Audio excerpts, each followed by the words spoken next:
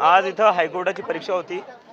इथं खूप दुरून दुरून मुलं मुली आलेले होते परीक्षेला। बीड, अंबेजोगाई, अमरावतीवरून आलेले होते आणि जेव्हा ते मुलं परीक्षेसाठी आले, परीक्षेला बसले, तर त्यांना माहिती झालं की इथं जे कम्प्युटर आहे ते कम्प्युटर नीट चांगले काम करत नाही, कोणाचं कीबोर्ड काम नाही करते, तो कोणाची स्क्रीन काम नाही करते आणि 10 मिनिटाच्या आत सगळेच विद्यार्थी लॉग आउट झाले। याचा अर्थ सर्व्हरही चांगलं काम करत नव्हतं आणि मी असं पहिल्यांदा बघतोय की सगळेच विद्यार्थ्यांना फेल करण्यात आले। ते हे विद्यार्थी फेल नाही झाले, सिस्टम फेल झाले, सरकार फेल झाली, हे विद्यार्थी फेल नाही झालेले।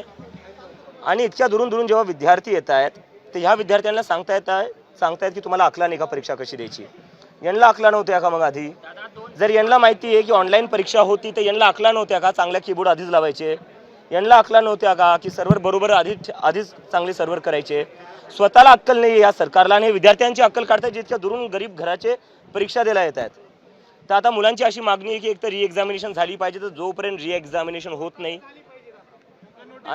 आणि तुर्तास झाली पाहिजे, ती नोटिफिकेशन लगेच आलं पाहिजे, कारण की दुरून विद्यार्थी आलेले आहेत आणि 2 शिफ्ट बाकी आहेत आणि जोपर्यंत बाहेर येऊन जे डिस्ट्रिक्ट कोर्टाचे जज आहे ते गॅरंटी देत नाही, नोटिफिकेशन देत नाही, लिखितमध्ये देत नाही, तोपर्यंत इथून कोणीच सरकणार नाही।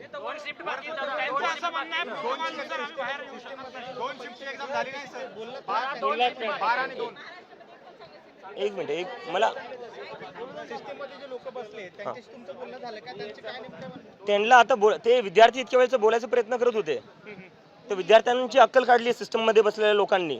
यांची अकली जर एवढ्या जास्त आहेत तर मग यांनी आधी कम्प्युटर चांगले का नाही बसवले? हे कोण आहे विद्यार्थ्यांची अक्कल काढणारे? इन्फ्रास्ट्रक्चरचा प्रश्न उभा केला होता स्टुडंट्स बद्दल, शाळेच्या विद्यार्थ्यांबद्दल। आता एक्झामचं सुद्धा तसंच एक्झामचं तर हेच आहे ना, म्हणजे जिकडे तिकडे ऑनलाईन परीक्षा घेतायत, पण तुमची लायकी आहे का ऑनलाईन परीक्षा घ्यायची? एक परीक्षा दाखवा जिथं तुम्ही ती नीट घेतलेली आहे, तिथं सर्व्हर डाऊन नसेल झालं किंवा जिथं कम्प्युटर चांगले असतील। लायकी नाही तुमची ऑनलाईन परीक्षा घ्यायची, तर मग ऑनलाईन परीक्षा घेऊन विद्यार्थ्यांचं भविष्य कशाला तुम्ही खराब करतायत? हे मुलं जोपर्यंत ह्या मुलांच्या मागण्या जोपर्यंत पूर्ण नाही होणार तोपर्यंत मी याच मुलांसोबत बसून राहील आणि यांनी ठरवलं इथं बसायचं तर यांचं समर्थन करण्यासाठी मी इथं बसलेलो आहे।